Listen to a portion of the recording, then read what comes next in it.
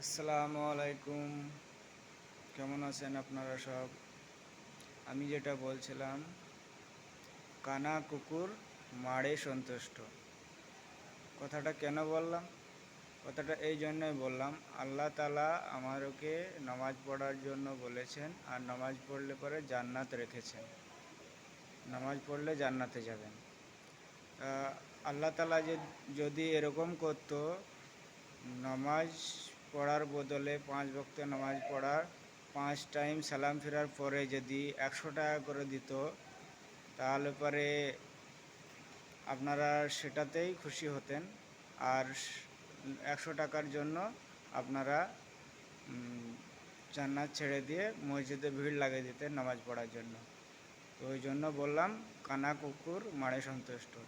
আমরা দুনিয়ার মায়াতে পড়ে টাকা টাকা করে 100 টাকার জন্য নামাজ পড়তে যেতাম, মসজিদে ভিড় হয়ে যেত।